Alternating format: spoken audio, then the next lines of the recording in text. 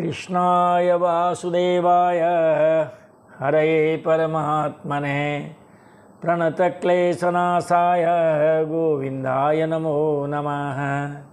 सच्चिदानन्दरूपाय विश्वोत्पत्त्यादिहेतवे तापत्रय विनाशाय श्रीकृष्णाय वयं नमः। समस्त कथा श्रोता बंधुओं को सादर जय श्री कृष्ण, जय श्रीमन्नारायण। आइए चलते हैं कथा प्रवाह में सुखताल, जहाँ श्री सुखदेव जी महाराज राजा परीक्षित जी को श्रीमद् भागवत महापुराण की कथा सुना रहे हैं। आइए आप और हम सब भी वहीं चलते हैं सुखताल, और श्री सुखदेव जी महाराज के मुखारबिंद से पिछला प्रसंग देखते हुए श्रीमद् भागवत महापुराण की कथा का श्रवण करते हैं। पिछला प्रसंग महाराज श्रीमद् भागवत एकादश स्कंद 11वां स्कंद, और 11वें स्कंद का महाराज 29वां अध्याय हो गया था।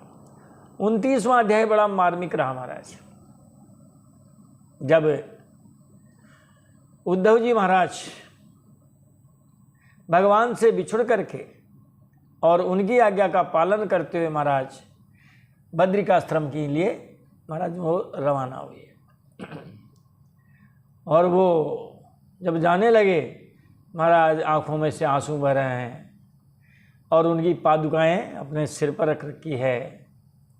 कहते हैं ना वो कि बिछुरत एक प्राण हरि लेई, मिलत एक दारुण दुख देई।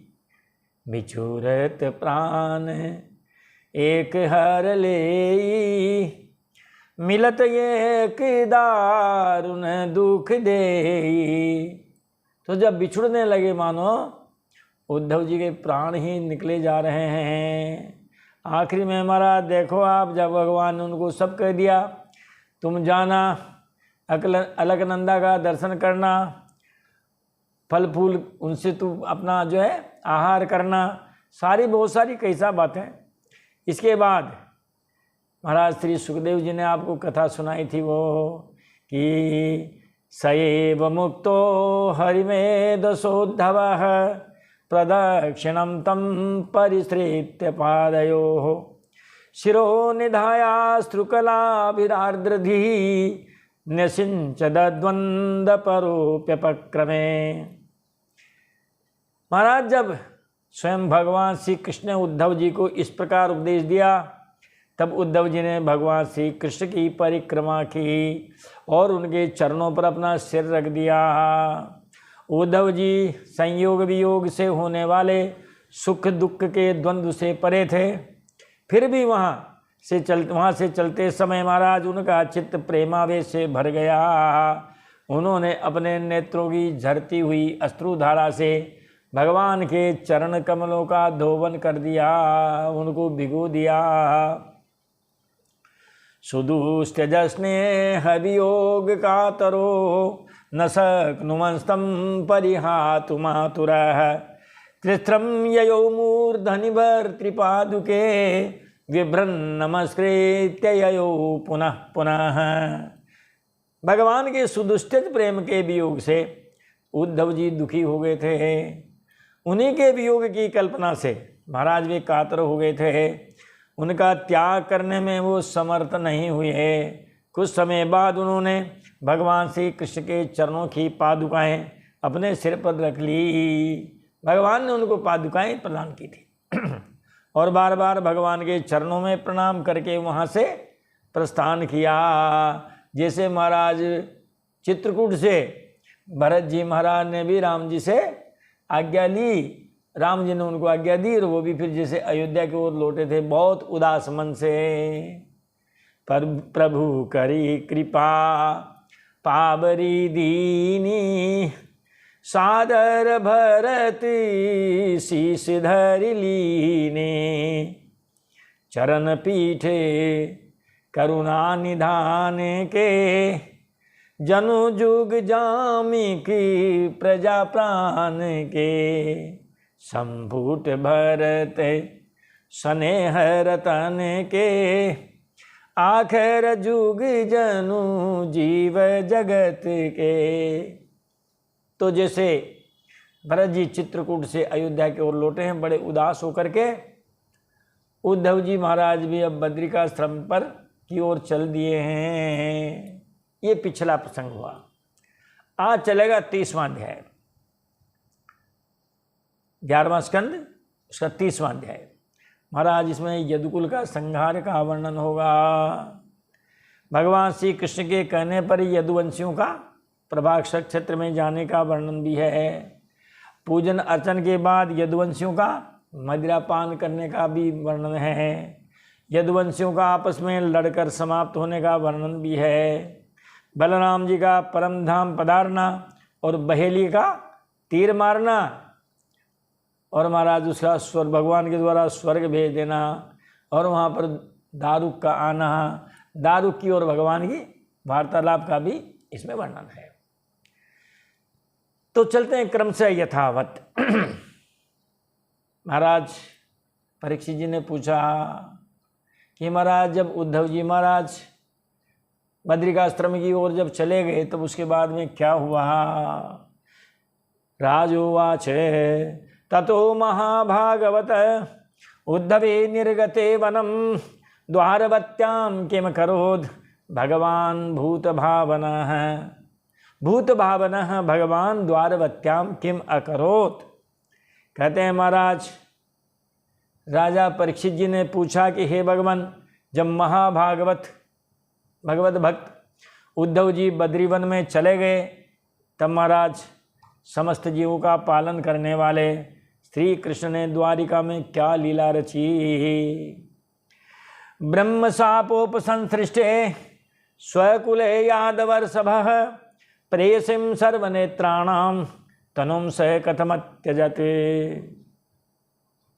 हे प्रभु आप हमें बताइए, यदुवंश शिरोमणि श्री कृष्ण ने अपने कुल के ब्रह्म शापग्रस्त होने पर सबके नेत्रादि इंद्रियों के परम प्रिय अपने दिव्य श्री विग्रह की लीला का संवरण कैसे किया, मतलब वह स्वधाम कैसे पधारे, उन्होंने धराधाम का त्याग कैसे किया, भगवान श्री कृष्ण ने अपना विग्रह कैसे अंतर्धान किया।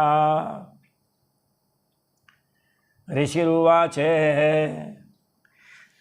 दिवि भुव्यंतरिक्षे च महोत्पातान् समुत्थितान् दृष्ट्वा सीनान् सुधर्मायां कृष्णः प्राह यदूनिदम्।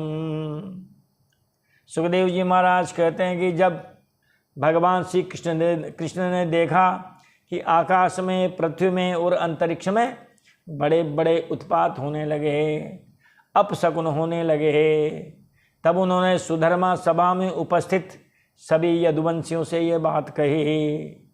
श्री कृष्ण उवाच, भगवान ने कहा कि महाराज एते घोरा महोत्पाता द्वारवत्याम यमकेतवः मुहूर्तमपि न स्थेयम् अत्र नो यदुपुंगवाः। हे यदुपुंगवाः, हे मेरे प्यारे यदुवंशियों, अब हमें द्वारिका में नहीं रहना चाहिए। द्वारवत्याम मुहूर्तम अपि न स्थेयम, इस द्वारिका में तो एक मुहूर्त भर भी नहीं रहना चाहिए, क्योंकि महाराज यहाँ क्या हो रहा है, एते घोरा महोत्पाता। देख रहे हो ना आप कि द्वारिका में भयंकर उत्पात हो रहे हैं, और कैसे लग रहे हैं वो, मानो यम के तवह, ये साक्षात यमराज की ध्वजा के समान हमारे अनिष्ट के सूचक हैं। यमराज जी का रथ दिख जावे, रथ पर लगी हुई ध्वजा दिख जावे तो देखो महाराज यमराज जी कोई लड्डू बांटने तो आएंगे नहीं, वो तो लेने ही आएंगे। तो ये ऐसे उत्पात हो रहे हैं, अपशकुन हो रहे हैं, जिसे द्वारिका में अब हमें रहना उचित लगता नहीं है, रहना नहीं चाहिए। स्त्रियो बालाश्च वृद्धाश्च शंखोद्वारम वृजन्त्वितः वयं प्रभासम यास्यामो यत्र प्रत्यक्ष सरस्वती। स्त्रियो बालाश्च वृद्धाश्च शंखोद्धारम वृजन्त्वितः वयं प्रभासम यास्यामो यत्र प्रत्यक्ष सरस्वती।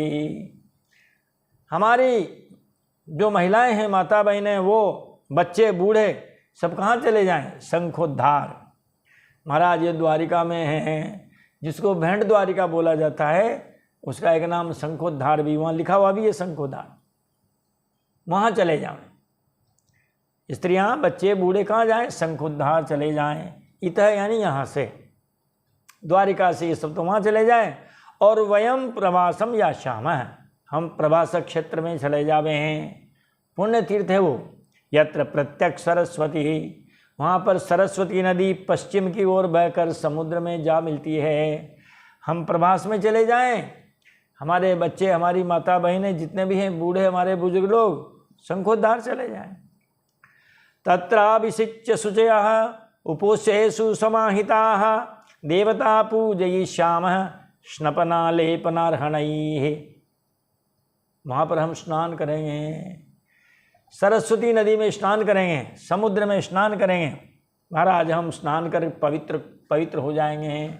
अभिषिच्य शुचयः, स्नात्वा, स्नान करके हम क्या हो जाएंगे? पवित्र हो जाएंगे। फिर उपोष्य, वहाँ उपवास भी करेंगे, एकाग्र चित्त से फिर ठाकुर जी भगवान की सेवा पूजा करेंगे। देवता पूजयिष्यामः, देवताओं की पूजा करेंगे। किससे? स्नपन आलेपन अर्हणै, अर्हण का मतलब पूजा सामग्री। महाराज हमारे पास जो भी पूजा सामग्री उपलब्ध रहेगी, देवताओं का हम स्नान कराएंगे। हस्तयो अर्घ्यम समर्पयामि, पादयो पाद्यम समर्पयामि, सर्वांगी स्नानम समर्पयामि, मुखे आचमनम समर्पयामि, सर्वांगी स्नानम समर्पयामि। देवताओं की पूजा करेंगे स्नान के द्वारा। और महाराज जो है अन्य सामग्री, जैसे चंदन, महाराज धूप दीप नैवेद्य दक्षिणा सहित हम उनकी देवताओं की पूजा करेंगे। इति सर्वे समाकर्ण यदु वृद्धा मधुद्विषः तथेति नोभिरुत्तिर्य प्रभासम प्रयुरथैः। भगवान श्री कृष्ण की बात जब सब यदुवंशियों ने सुना तो सभी ने कहा तथास्तु, आप कह रहे हैं बिल्कुल ऐसा ही हो। महाराज ऐसा कह करके उसका अनुमोदन किया। तुरंत महाराज नौकाओं से समुद्र पार करके और फिर रथों के द्वारा वो प्रभास क्षेत्र की यात्रा पर चले गए। क्योंकि महाराज ये क्या है? यह यदुवंशियों की विदाई समारोह है। अब विदाई समारोह गांव में तो क्या करें, अपने नगर में? अरे महाराज किसी अच्छी जगह जा कर के और उनका विदाई करेंगे। तस्मिन् भगवतादिष्टं यदुदेवेन यादवाः चक्रुः परमया भक्त्या सर्वश्रेयोपबृंहितम्। सब महाराज वहाँ चले गए रथों से, और वहाँ प्रभास क्षेत्र में जाकर के यादवों ने यदुवंश शिरोमणि भगवान श्री कृष्ण के आदेशानुसार बड़ी श्रद्धा और भक्ति से महाराज बहुत शांति पाठ किए तथा और प्रकार के अन्य मंगल कार्य भी उन्होंने वहाँ पर किए हैं। ततस्तस्मिन् महापानम पपुरमेयेरकं मधु दिष्ट विभ्रंसित धियो यद्रवेर्भर्ष्यते मतेः। वहाँ जाकर के उन्होंने मंगल कृत्य तो किए, देवताओं की पूजा की, ब्राह्मणों से शांति पाठ कराया, दान दक्षिणा दी, खीर मालपुए का भोजन कराया। परंतु महाराज देव ने, कह दो भगवान की माया ने, महाराज उनकी बुद्धि हर ली और वे उस मेयरक नाम की जो तीव्र जो मदिरा है, महाराज उस मदिरा का पान करने लगे। महापानम मेयरकम मधु पपु, बड़ी तीव्र महाराज वो नशा देने वाली मेयरक नाम की जो मधु है, महाराज उसको पीने लगे। और उसका पान करने से जा महाराज बुद्धि का नाश हो जाता है। वो पीने में भले मीठी लगती है, लेकिन महाराज परिणाम में सर्वनाश करने वाली होती है। यद द्रव्यैर्भ्रश्यते मतिः, उस द्रव्य का पान करने के द्वारा वो द्रव्य क्या करता है? कहते हैं महाराज बुद्धि का नाश कर देता है। अब पी पा के बस आनंद हो गया महाराज। महापानाभिमत्तानां वीराणां दृप्तचेतसां ततस्तस्मिन् महापानं पपुरमेयेरकं मधु दिष्टविभ्रसितधियो यद्द्रव्यै भ्रश्यते मतिः बुद्धि भ्रष्ट हो जाती है महाराज उसके पीने से। महापानाभिमत्तानां वीराणां दृप्त चेतसां कृष्ण माया विमूढ़ानां संघर्षः सुमहान अभूत। अब महाराज बड़ा झगड़ा हुआ उन्होंने। पीने के बाद तो ये होता है, जब पीने बैठते हैं तो ऐसे बैठते हैं जैसे सगे मौसेरे भाई हैं, मामा बुआ के मान लो, मौसेरे मान लो, चाचा ताऊ के मान लो, ऐसे बैठेंगे महाराज। और फिर बीच में बात करस चढ़ी आई, बातों बातों में गुस्सा आता है महाराज, मारपीट और मृत्यु तक हो जाती है। ये यहाँ हुआ नहीं है। महापानाभिमत्तानाम, उस तीव्र मदिरा के पान से महाराज सब उन्मत्त हो गए। और वीराणाम दीप्त चेतसाम कृष्ण माया विमूढ़ानाम संघर्ष है सुमहान अभूत। और भगवान श्री कृष्ण की माया से मोहित हो गए। एक तो माया ने मोहित किया, और एक महाराज वो मेरक नाम का जो मधु है वो पिया, उससे बुद्धि भ्रष्ट हो गई महाराज उनकी। और वो जो वीर थे घमंडी वीर, महाराज घमंडी यदुवंशी वीर आपस में लड़ भिड़ गए। संघर्ष है सुमहान अभूत। वहीं पर उन लोगों में आपस में भयंकर युद्ध हुआ, आपस में झगड़ने लगे। युयुधु क्रोध संरब्धा, वियुधु क्रोध संरब्धा वेलायामाततायिनः धनुभिर्रसिभिर्भल्लैः गदाभिस्तोमरस्त्रिभिः। युयुधो क्रोध संरब्धा वेलायाम आततायिनः धनुर्भिर्रसिभिर्भल्लैः गदाभिस्तोमरस्त्रिभिः। ये शस्त्रों के नाम है महाराज। तो शस्त्रों के नाम तो ऐसे आएंगे कठोर भाषा में। क्रोध संरब्धा युयुधु, उस समय महाराज वो क्रोध से भर करके और एक दूसरे पर आक्रमण करने लगे। कहाँ? वेलायाम, वहाँ समुद्र तट पर ही। आतताई न, देखो आप यदुवंशियों को दिया आतताई। अरे महाराज जिसके हाथ में शस्त्र हो, लड़ने झगड़ने को, मरने मारने को, खून पीने को तैयार हो, खून बहाने को तैयार हो, है तो उसको महाराज आतताई कहा जाएगा। तो क्रोध संरब्धा आततायिन है, क्रोध में भर करके, और वो हमारा शस्त्रधारी लोग आपस में जो है एक दूसरे के ऊपर जो है प्रहार करने लगे। उस समुद्र तट पर ही युद्ध करने लगे। किसके द्वारा? धनु भी, यानी धनुष बाण के द्वारा। धनुष बाणों के द्वारा। बहुवचन है महाराज, शब्द भी बहुवचन है। धनु भी, तृतीया विभक्ति बहुवचन। और महाराज असी भी, तलवारों के द्वारा, धनुष बाणों के द्वारा। भल्लही, भालों के द्वारा। गदा भी, गदा के द्वारा, गदाओं के द्वारा। महाराज तोमर, तोमर के द्वारा, तोमरों के द्वारा, और कटारों के द्वारा। इस प्रकार इन अस्त्र शस्त्रों से एक दूसरे से भिड़ गए। पुत्रा अयुध्यन पितृभिर्भ्रातृभिश्च स्वस्त्री यदोहित्र पितृव्यमातुलैः मित्राणि मित्रैः सुहृदः सुहृदभिः ज्ञातिंस्त्वहन् ज्ञातय एव मूढ़ाः। मूढ़ा, महाराज मूढ़तावश, मूर्खतावश वो एक दूसरे का खून बहाने लगे, सबका खून करने लगे, मारने लगे। पुत्रः पितृभिः अयुध्यन, बताओ। अरे महाराज पुत्र पिता का हत्यारा बन गया।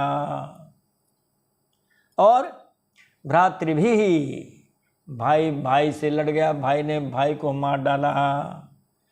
स्वस्त्रियः, कहते हैं महाराज जो भांजा था, भांजा ने मामा को मार दिया, और मामा ने भांजे को मार दिया। पितृव्यमातुलैः, अरे महाराज काका ने भतीजे को मार दिया, और भतीजे ने काका को मार दिया। महाराज मित्राणि मित्रैः सुहृदः सुहृदभिः ज्ञातिंस्त्वहन ज्ञातयैव मूढ़ाः। मामा ने भाणेज को मार दिया, कोई रिश्ता नहीं रहा। नाना ने द्वैत को मार दिया, द्वैत ने नाना को मार दिया। जिसका जहां जो दाव लगा महाराज मार काट मच गई भयंकर। कोई स्वपक्ष नहीं, सब परपक्ष हो गया।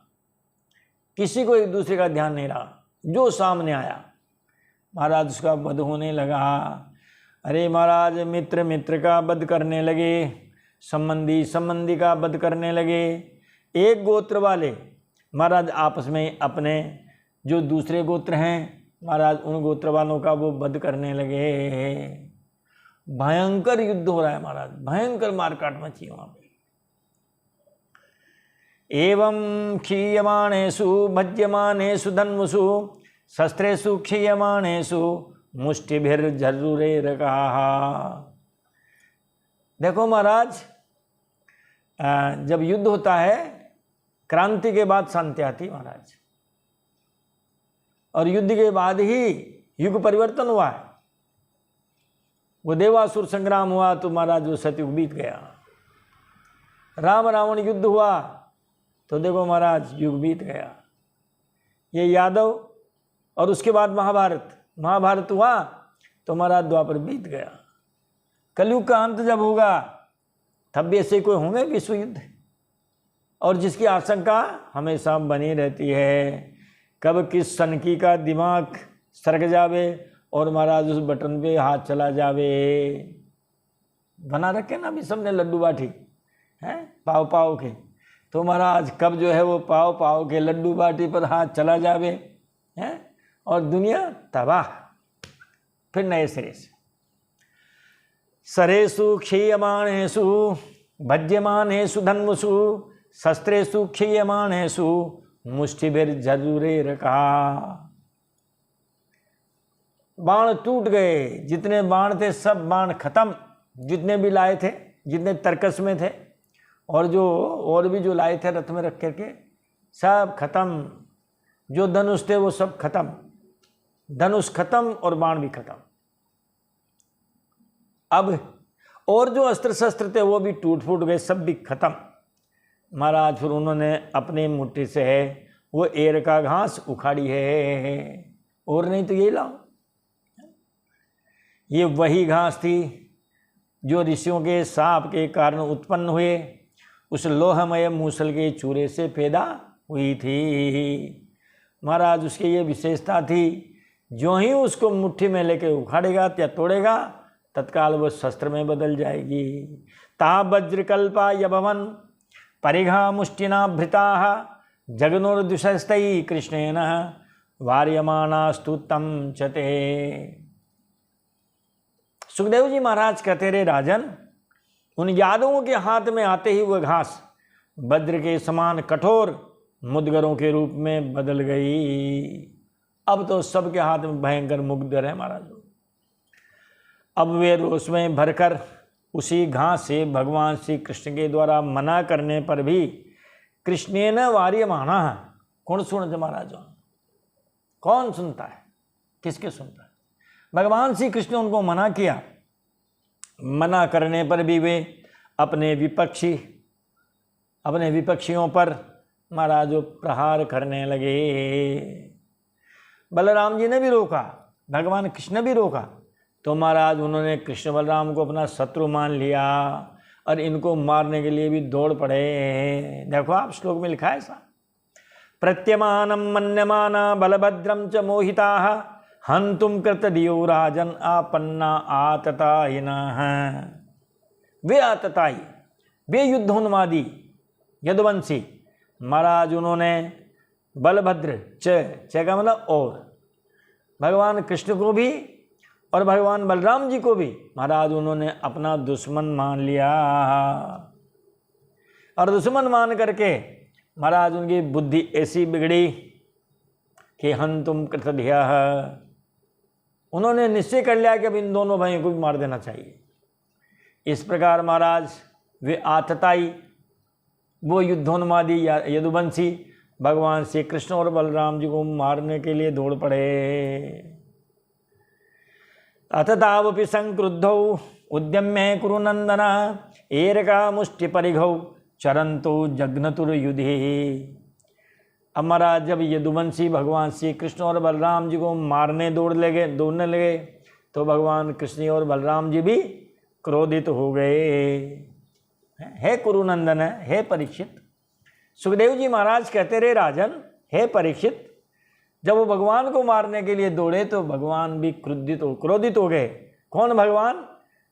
भगवान श्री कृष्ण जी और भगवान श्री बलराम जी, ये दोनों भी क्रोधित हुए महाराज। इन्होंने भी एर का मुष्टि उसको उखड़ा, अपने हाथ में लिया और युद्ध में महाराज और उनको मारने के लिए दौड़ पड़े। एर का घास की मुट्ठी मुगदर के समान चोट करती थी। वे लोग भगवान के ऊपर प्रहार करने लगे और भगवान भी उनके ऊपर प्रहार करने लगे। ब्रह्म सापोपसृष्टानां कृष्ण मायावृतात्मनां स्पर्धा क्रोध क्षयं निन्ने वेणोऽग्निर्यथा वनम। यथा वेणो अग्नि वनम क्षयं निन्ने, जिसे बांसों की परस्पर रगड़ से आग पैदा होती है और वो आग ही उस बांस के जंगल को जला डालती है, नष्ट कर देती है। बांस बहुत बड़े बड़े लंबे होते हैं और महाराज गर्मियों में उनके पत्ते भी नीचे गिर जाते हैं। जोर की गर्मी में हवा चलती है, बांस रगड़ खाते हैं, उनसे चिंगारी पैदा होती है और वो चिंगारी पत्तों में गिर गई तो आग लग गई। फिर वह आग ऐसी लगती है कि उस बांस के वन को ही जला डालती है। अपने ही खानदान में पैदा हुई विरोध की अग्नि, महाराज उस विरोध की अग्नि ने अपने ही परिवार को खत्म कर दिया। किसके द्वारा? कि ब्रह्म सापोपसृष्टानाम। पहली बात तो यह है कि महाराज ब्रह्म साप से ग्रस्त और भगवान श्री कृष्ण की माया से मोहित जो यदुवंशी हैं, उनके स्पर्धा मूलक क्रोध ने महाराज उनका सर्वनाश कर दिया। कैसे किया? कि जैसे बांसों के रगड़ से उत्पन्न होकर जो दावानल है, जो अग्नि है, महाराज वो अग्नि बांसों को ही भस्म कर देती है, उसी प्रकार सारे जो यादव हैं महाराज उन यादवों का नाश करने लगे, नाश कर दिया। ये हुआ। अब तो दोनों भाई बचे। एवं नष्टेषु सर्वेषु कुलेषु स्वेषु केशवः अवतारितो भूभारम मैंने इति में नहीं वशेषितः। अब भगवान को सांस आई महाराज। कब आई सांस? सर्वेषु कुलेषु नष्टेषु, एवं यानी इस प्रकार सारे कुल खानदान का जब नाश हो गया तब भगवान को सांस आई लंबी और कहा भो भारम अवतारिता है। अब मैंने भूमि का भार उतार दिया, वरना महाराज ये यादव रहते तो ये यादव भी दुनिया को खा डालते। नारायणी सेना महाराज किसी तो वो परास्त होती नहीं है, धन संपत्ति की कोई कमी नहीं है, सेना की कोई कमी नहीं है। देखो आप, तो जब जाकर के उनके भगवान के मन में विचार आया, उन्होंने सोच लिया अब वास्तव में कहते हैं अवशेषितः भूो भार अवतारितः, मैंने अवशेषितः कहा अब कोई शेष नहीं रहा है। यदा यदा हि धर्मस्य ग्लानिर्भवति भारत अभ्युत्थानम् अधर्मस्य तदात्मानं सृजाम्यहम् परित्राणाय साधूनां।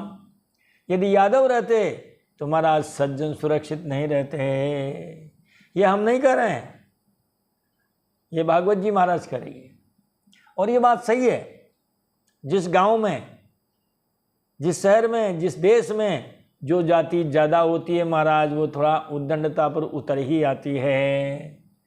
जिस गांव में जिस जाति की जनसंख्या ज़्यादा होगी 80%, 90%, तो महाराज वो तो अपना असर दिखाएंगे ही सही। अब भगवान ने कहा भाई अब जाकर के हमारे द्वारा इस भूमि का भार उतार दिया है। रामः समुद्रबेलायां योगमास्थाय पौरुषं तत्याजलोकम मानुष्यम संयोजात्मानमात्मने। हे परीक्षित, बलराम जी ने समुद्र तट पर बैठ करके एकाग्र चित्त से परमात्मा का चिंतन करते हुए अपने आत्मा को आत्मस्वरूप में ही स्थिर कर लिया और मनुष्य शरीर भी छोड़ दिया और ये मनुष्य लोग भी छोड़ दिया। बलराम जी महाराज अब जो है स्वधाम सिधार गए हैं। बोलिए बलराम जी महाराज की जय। तो देखो महाराज, राम समुद्र वेलायाम, बलराम जी ने उस समुद्र की वेला, वेला का मतलब तट किनारा, वेला यानी समय भी होता है लेकिन यहाँ वेला का मतलब तट किनारा।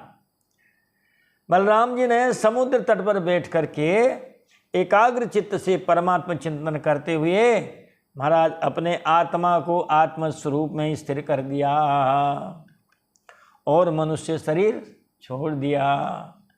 क्या थे पहले ये महाराज? ये बलराम जी बनने से पहले ये परमात्मा थे। परमात्मा बनने से पहले क्या थे महाराज? ये कहते हैं महाराज ये ब्रह्म थे। फिर महाराज ये शेष भगवान थे। तो ये तो अवतार लिया और अवतार लिया, अपना काम किया और वापस वहीं चले गए हैं। और इसी समय कहते हैं महाराज भगवान के जो दिव्य अस्त्र थे, जो कंस के साथ जब युद्ध हुआ तब आए थे, प्रकट हुए थे, वो हम आपको याद दिलाना चाहते हैं।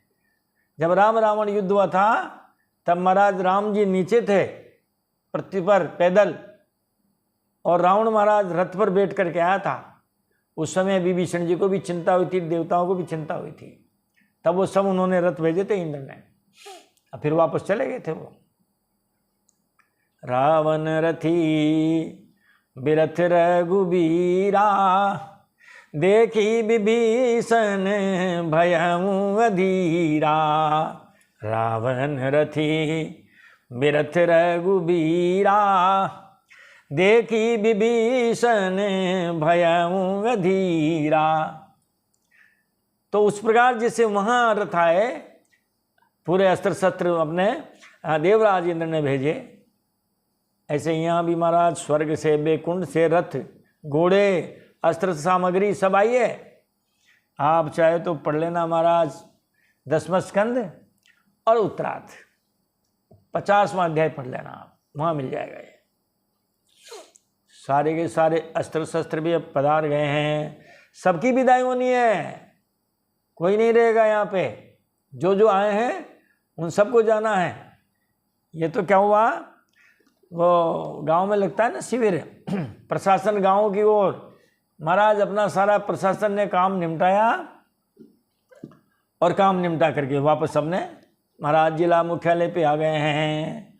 सारे वाहन आ जाएंगे, सारे महाराज कागज पत्री आ जाएगी, कोई नहीं रहेगा वहाँ।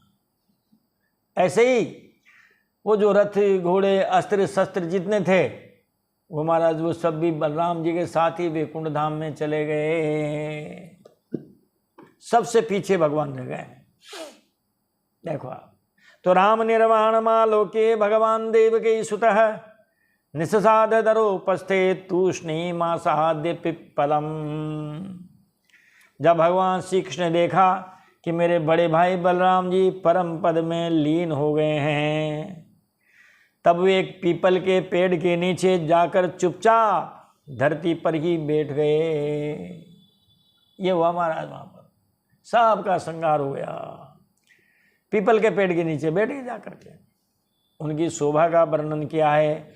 वनमाला परितंगम मूर्तिमद्भि निजायुधैः कर्तूरौ दक्षिणे पादम आसीनम पंकजारुणम। भगवान के घुटनों तक वनमाला लटकी हुई थी। आयुध मूर्तिमान होकर के सेवा कर रहे थे।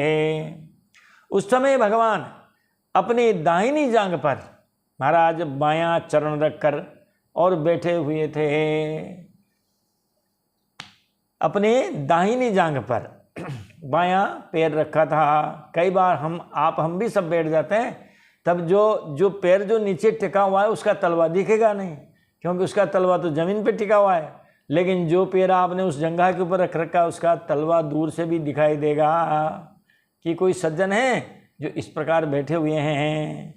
तो हमारा दाहिनी जंघा पर बायां चरण रखकर बैठे हुए थे। उनका लाल लाल तलवा लाल कमल के समान चमक रहा था। अब देखो महाराज, सब दाएं बदले पूरे होते हैं।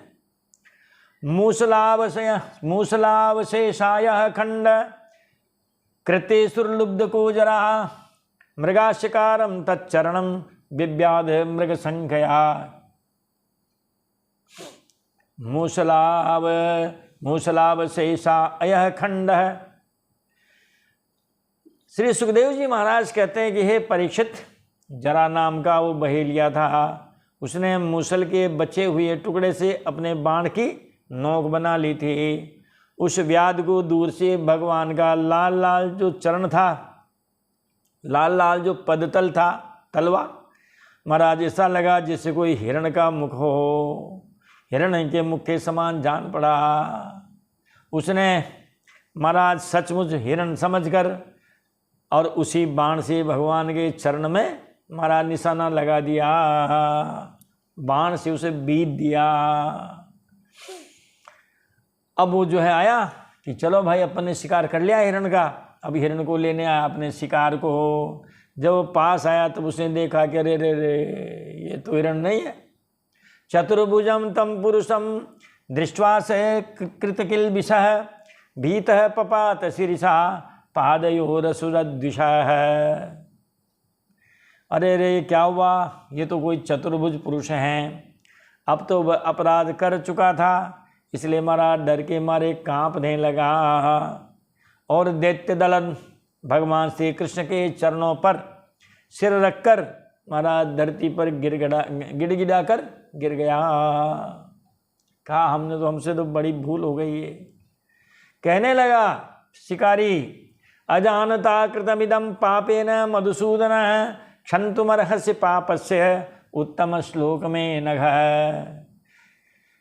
जरा नाम का शिकारी बोला कि हे मधुसूदन, मैंने अनजाने में ही ये पाप कर दिया है। सचमुच में मैं बड़ा पापी हूँ, परंतु आप परम यशस्वी हैं, आप कृपा करके मेरा ये अपराध क्षमा कीजिए।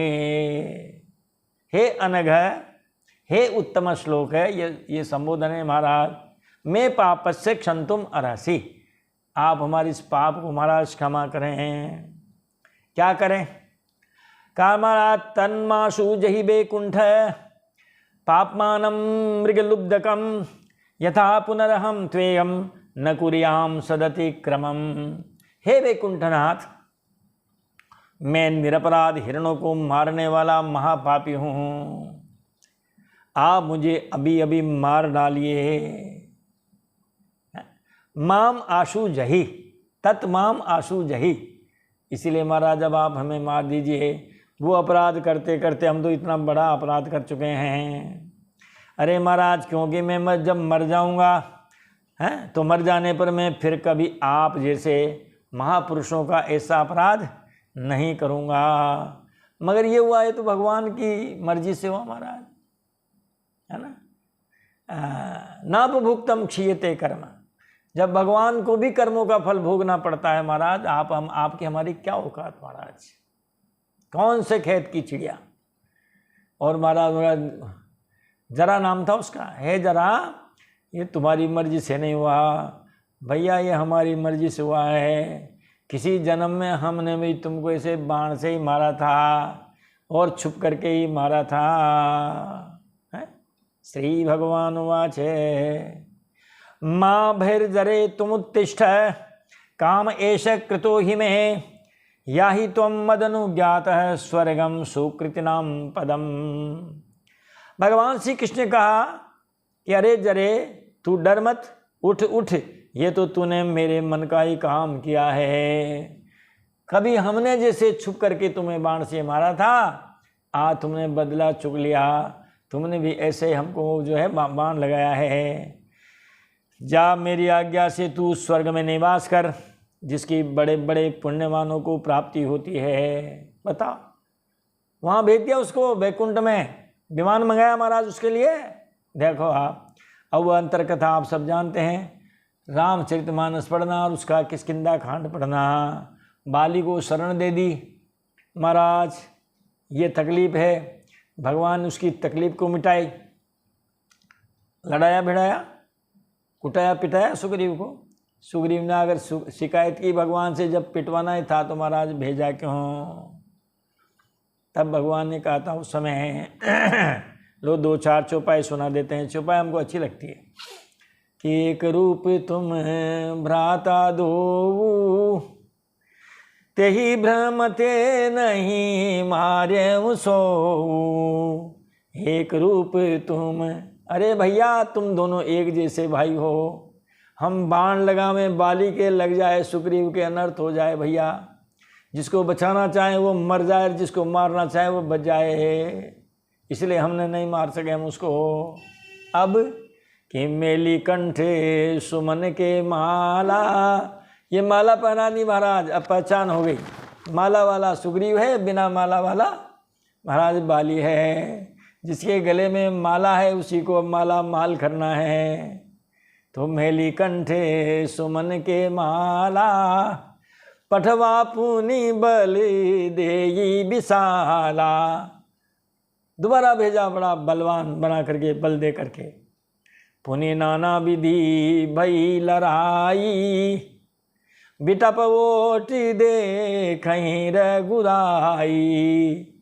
पुनि नाना विधि भई लड़ाई, बिटप वोटी दे कहीं रघुराई। फिर लड़ाई हुई है महाराज, पेड़ के पीछे से छुप करके। भाई मर्यादा रक्षक है, बाली को मान लो वरदान दे रखा है तो ठीक है, तेरा वरदान भी रहेगा और महाराज हमारा काम भी रहेगा, वरना सामने जाने में भी कोई दिक्कत नहीं थी राम जी को।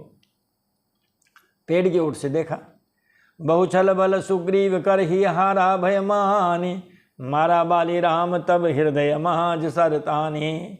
पीछे से नहीं मारा, फिर भी सामने से ही मारा, पेड़ की ओट में थे सामने भी, क्योंकि महाराज हृदय महाज सरतानी, हृदय में आकर के बाण लगा। तो जो बाण लगा वो महाराज पीछे से आ नहीं सकता, पीछे से आएगा बाण तो पीठ में लगेगा, सामने से बाण लगा इसका मतलब सामने से ही मारा। बहुछल बल सुग्रीव कर ही हारा भय मानी, महाराज सुग्रीव की फिर कुटाई पिटाई की उसने, और मन में वो जो है हार मान बैठा था, भागने ही वाला था। तब राम जी ने बाली को मारा महाराज। और फिर बाली ने कहा किम धर्म हेतु अवतर्यहूँ गोसाई, मारे हूँ मोही व्याध की नाई। आप तो धर्म के लिए आए हैं महाराज, अवतार लिया आपने, ये अधर्म से आपने मेरे को इसे छुप के क्यों मारा? ये दाया बदला यहाँ पूरा हो गया महाराज।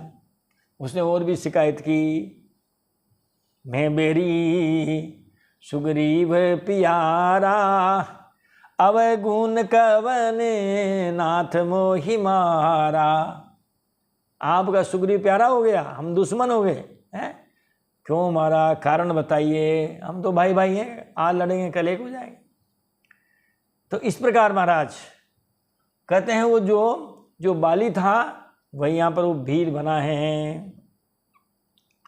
श्री शुक उवाच इत्यादिष्टो भगवता कृष्णे निच्छा शरीरिणा, त्रिपरिक्रम्य तम नत्वा विमानेन दिवम ययौ। श्री सुखदेव जी महाराज कहते रहे, परीक्षित अपनी इच्छा से शरीर धारण करने वाले भगवान श्री कृष्ण के द्वारा इस प्रकार कहने पर उस जरा नाम के व्याध ने भगवान की 3 परिक्रमा की है। त्रिपरिक्रम्या, 3 बार परिक्रमा की, और महाराज उनके चरणों में सिर नवाया है। तम नत्वा, भगवान को प्रणाम किया, और भगवान ने जो विमान उसके लिए मंगाया उस विमान पर चढ़ करके महाराज वो स्वर्ग में चला गया। बताओ अब जो है भगवान चूंकि यादों को लेकर गए हैं, आए नहीं है, इसीलिए महाराज दारुक उनका जो सारथी है वह भगवान को ढूंढता आया है द्वारिका से। दारुक है कृष्ण पदवीं अनविच्छन अधिगम्यताम, वायुं तुलसिका मोदम आग्राय अभिमुखम ययो। भगवान श्री कृष्ण का सारथी दारुक भगवान के स्थान का पता लगाता हुआ उनके द्वारा धारण की हुई तुलसी की गंध से, तुलसी की माला धारण करते हैं तो तुलसी की गंध से युक्त वायु को सूंघ करके, क्योंकि वो हवा जब आ रही थी तो तुलसी की गंध भी जा रही थी, वो तुलसी की गंध दारुक ने अपने नाकों से सूंघी है और उससे उनके होने के स्थान का पता लगाया। पता लगा करके वो उस जिधर से हवा सुगंधित आ रही थी, तुलसी मिश्रित गंध जो हवा आ रही थी महाराज, उसी दिशा में गया। दारुक ने वहाँ जाकर देखा कि भगवान पीपल के नीचे विराजमान हैं। उन्हें देख करके दारुक करुण विलाप करने लगा।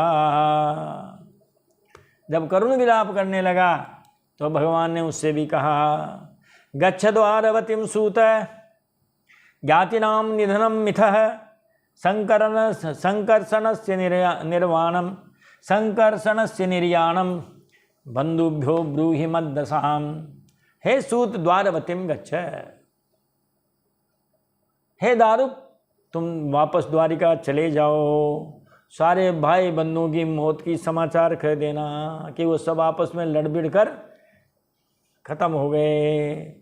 और बलराम जी भी इस संसार का, बलराम जी ने भी इस संसार का परित्याग कर दिया, जो मानव देह जो धारण की थी उसका भी परित्याग कर दिया। और मेरी जो स्थिति है, ये मेरी स्थिति भी जाओ और वहाँ जाकर के जो हमारे शेष बंधु बचे हैं, बूढ़े बच्चे, उनसे जाकर के कह दो, द्वारकायां न च स्थेयं भवद्भिश्च स्वबन्धुभिः मया त्यक्तां यदुपुरीं समुद्रः प्लावयिष्यति। जब मैं इस द्वारिका को छोड़ दूं तो तुम अपने भाई बंधुओं के साथ इस द्वारिका में मत रहना। मेरे जाने के बाद मैं जो ही द्वारिका का परित्याग करूंगा, ये द्वारिका समुद्र में डूब जाएगी, समुद्र इसे अपने में डुबो लेगा। इसीलिए स्वम स्वम परिग्रहम सर्वे आदाय पितरौ च नः अर्जुनेनावितः सर्वं इंद्रप्रस्थं गमिष्यथ। आप अपने अपने धन संपत्ति, कुटुंब और मेरे माता पिता को लेकर के अर्जुन के संरक्षण में इंद्रप्रस्थ चले जाना। वहाँ का समय बड़ा बलवान है, नहीं पुरुष बलवान है। गोपिन लूटी क्या, बिलन लूटी गोपिका, वही अर्जुन वही बाण, ये ऐसे लेके जाएंगे। दारुक सिखा उन्होंने कि अपने भाई बंधुओं को धन संपत्ति सब लेके अर्जुन के साथ चले जाना। त्वं तु मद्धर्ममास्थाय ज्ञाननिष्ठ उपेक्षकः मनमाया रचिता मेतां विज्ञाय उपशमं व्रज। हे दारुक, तुम मेरे द्वारा उपदिष्ट जो भागवत धर्म है उनका आश्रय लेना और ज्ञान निष्ठ होकर सबकी उपेक्षा कर देना, माया मोह से विरत हो जाना तथा इस दृश्य को मेरी माया की रचना समझ करके और तुम शांत हो जाना, किसी प्रकार की चिंता मत करना। इत्युक्तस्तं परिक्रम्य नमस्कृत्य पुनः पुनः तत्पादो शीर्षनि उपाधाय दुर्मनः प्रययो पुरीं। महाराज, भगवान का ये आदेश पा करके दारुक ने उनकी परिक्रमा की है, भगवान को प्रणाम किया है, उनके चरण कमल अपने सिर पर रखे हैं और बार बार उनको प्रणाम किया है। इसके बाद वह दारुक भी उदास मन से द्वारिका के लिए चल दिया। केवल भगवान अब शेष रहे हैं, सबकी विदाई कर दी महाराज उनकी, है ना।